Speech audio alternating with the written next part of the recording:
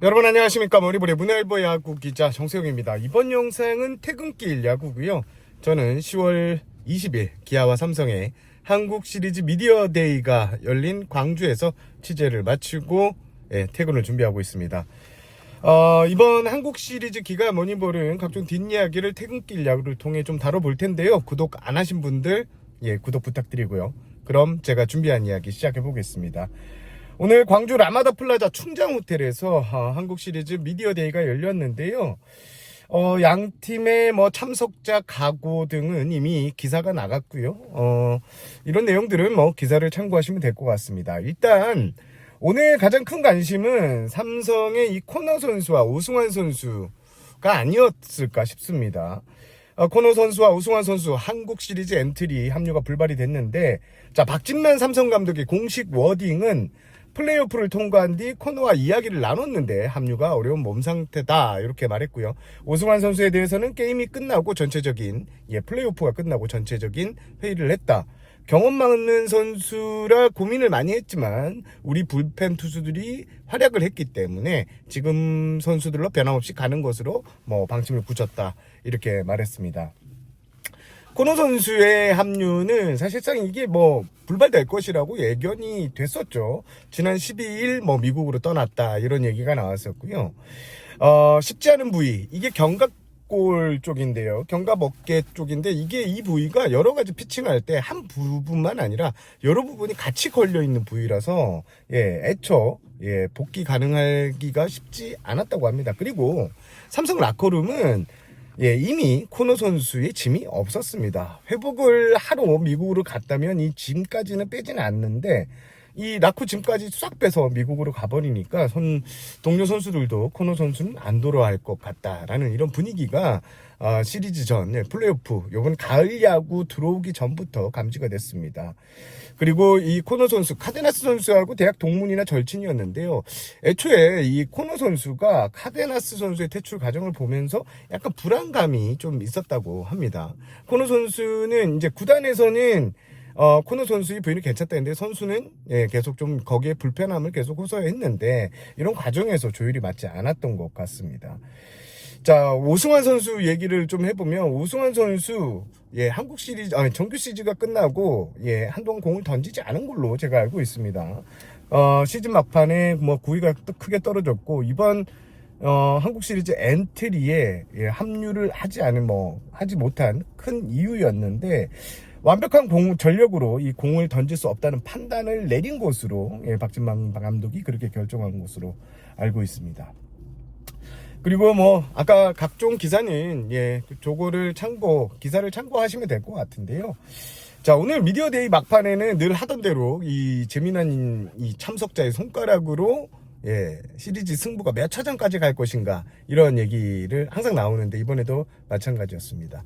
아마 기사에서는 다 5차전 통일로 나왔는데요. 사실 김도영 선수가 이 손가락 4개만 폈어요. 4대0으로 이기겠다는 이런 뜻이었는데, 그런데 이제 다수가 5개를 드니까 슬쩍 5개로 가는 모습이 오늘 인상적이었는데요. 김다영 선수 같은 경우에는 이번 시리즈를 앞두고 상당히 자신 있어 하는 눈치였습니다. 그리고 이번 미디어 데이에서도 김대용 선수는 무조건 주인공이 될 수밖에 없죠. 그도 그럴 법하게 오늘 미디어 데이 보신 분은 알겠지만 이 사회자의 소개가 상당히 길었습니다. 여러 가지 기록들이 달성을 했기 때문이고 30은 물론이고요. 각종 기록을 양산했고 MVP 투표에서 아마 97, 8% 이상 획득할 것으로 이렇게 만장일치는 제가 봤을 때는 좀 쉽지는 않을 것 같고요.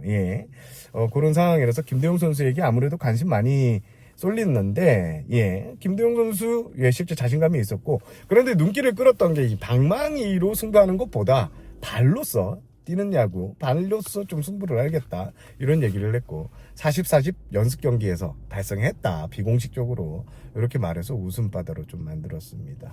오늘 전체적인 미디어 데이 분위기는 훈훈한 과정 속에서 진행됐습니다. 삼성의 강민호 선수의 이 오래간만이 아니죠. 생애 첫 한국 시리즈 출전을 때문에 이 손아섭 선수, 정훈 선수가 강제로 또 이렇게 호출되는 그 선수들에게 또 한마디 하는 이런 것도 있었고요.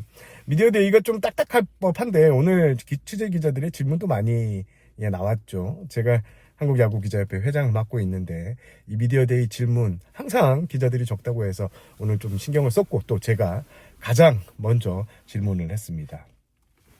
자, 오늘 영상을 끝내기 전에 미디어데이 현장에서 만난 취재기자들의 이번 시리즈 예측을 한번 물어봤습니다.